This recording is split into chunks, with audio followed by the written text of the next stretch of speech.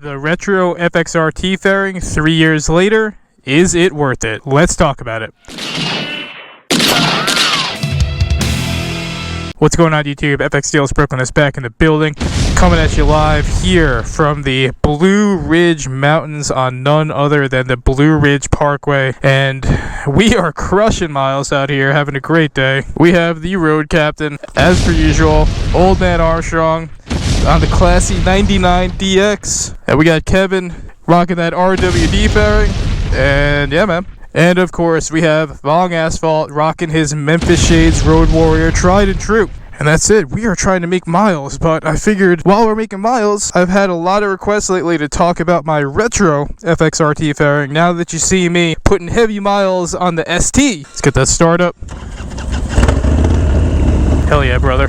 Shout out to Kevin from North Carolina, man. Our first ride with him.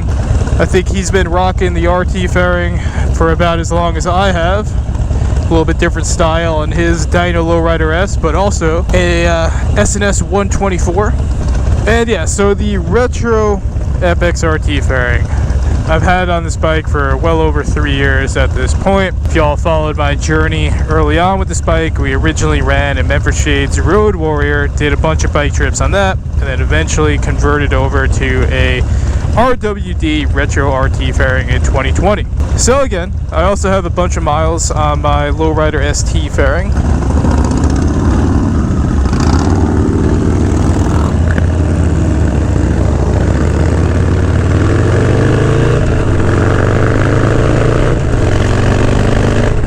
So yeah, the ST and the Retro RT fairing achieve the same purpose, but in a very, very different way.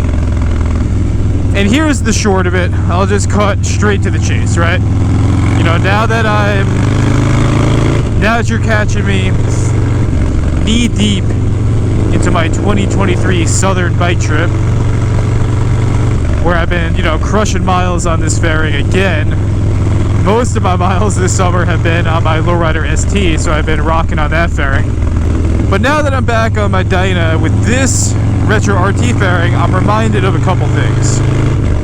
The first thing is, compared to, say, the ST fairing, you get way more wind deflection. Like, you get a lot more wind deflection, actually. You know, this fairing, the fairing doesn't have a vented windshield or anything like that, so...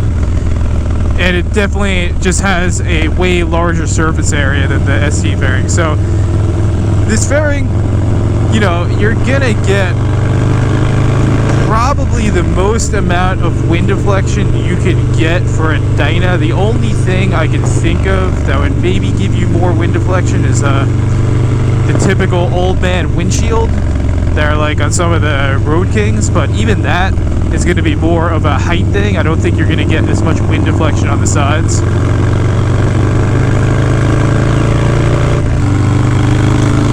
So yeah, it's the most amount of wind deflection you get. And here's the thing, like, people who are asking me, should I go with the Retro RT fairing?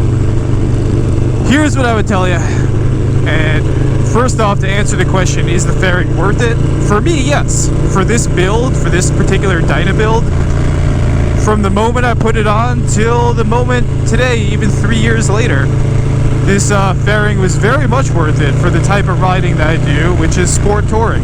So I typically put in heavy mile days, and I typically do bike trips, so this fairing cuts through the wind, allowing you to do so without being fatigued by the end of the day with the wind.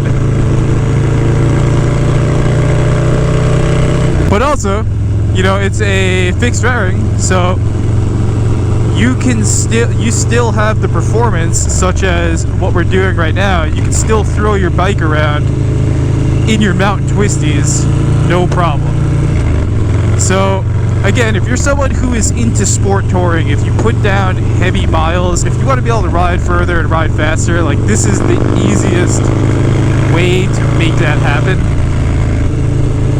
You know, it really will make your Dyna or your FXR or your Milwaukee 8 Lowrider S feel like a completely different bike, you know? They feel like two completely different bikes, and a lot of people ask me, well, hey, you have the Lowrider ST, so are you going to go back to a Memphis Shades Road Warrior on your Dyna Lowrider S? And my answer is always no. Even though they are both fixed RT style fairings, both bikes feel completely different to me. So I would say that at this point, if you're someone who is on an M8 Lowrider S, if you're someone who's considering it for the Milwaukee 8 platform, I'm always going to tell you hands down, get a Lowrider ST. You know, out of the two fairings, I actually like that one more for a lot of different reasons. I think that's a separate video though. But specifically for this fairing, the Retro RT fairing by RWD, this is more if you have a Dyna or you have an FXR, I would say if you plan on touring or if you just plan on doing heavy mile days, then it's 100% worth it. You know, I do not regret it at all. It's an investment for sure. Like the fairing itself with the brackets and having to change the lighting, having to do the install, having to paint it, having to do this and that, it actually adds up really quickly, and it's definitely a serious investment. But again, 3 years later, my riding style has not changed. I still typically am doing the bike trips and doing heavy mile days, and I find that this setup on a Dyna is the best weapon for that type of riding. No regrets on that end. The downside of this fairing, there is very much a downside to this fairing. There's very much a couple downsides to this fairing, and that is, first one is if you are riding in extreme heat, right? This fairing kind of starts to suck. Believe it or not, there's situations where you want more wind, you know, and this fairing blocks so much wind that, again, we've been riding through so many heat waves on this bike trip that I was definitely cooking, wishing I could get more wind. So that's a downside, is situations where you might want more wind, you know, you're not going to get it with this fairing, right? On the flip side of that, I find it's best for the transitional seasons and the winter, just for the amount of wind deflection that it offers. And I am someone that rides year round, so when I'm riding and the temperature dips to the 30s, I am very happy with this fairing, especially with the lowers. So yeah, if you're riding in a place that's like hot all the time, I don't know if I would run this fairing. I wouldn't let it stop me. Like, you see me doing it right now. I am currently riding in the middle of the South in a heat wave, and I am able to do it, right? But I'm not going to say that it's the best tool for the job if you're riding in extreme heat. And I think the other thing is, like, in terms of lane splitting, and I know before you get upset, we're talking about when I'm in California. We're talking about legally lane splitting. So you're in California, right? You're doing your legal lane splitting. You can still do it with this fairing 100%, but it is going to be a lot more taxing on you to do it than, say, running a Memphis Shades Road Warrior. It is a very light fairing, surprisingly light, but at the end of the day, it does make the bike a lot harder to throw around in the low speed maneuvers. So if you're someone that is in California, you're doing your lane splitting, you also just have less visibility of seeing like what's going on there. I know that could be helpful if you're lane splitting. So that's like another drawback of the fairing itself.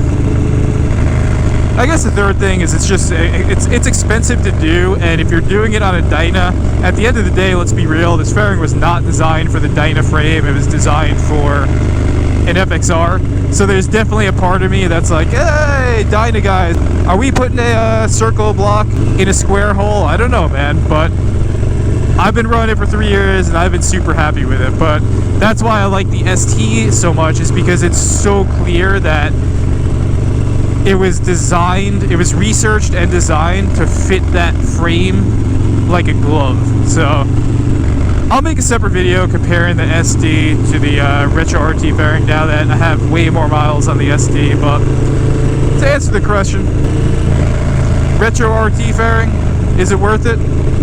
Hell yeah. If If you put in the miles, this fairing is worth it for your Dyna and FXR, and that's it. Case closed. We're going to continue ripping through the Blue Ridge Parkway. I hope whether you are running an RT fairing or running nothing at all, that you stay safe and stay low. Practice positive mental attitude and all that. FXDLS Brooklyn is up.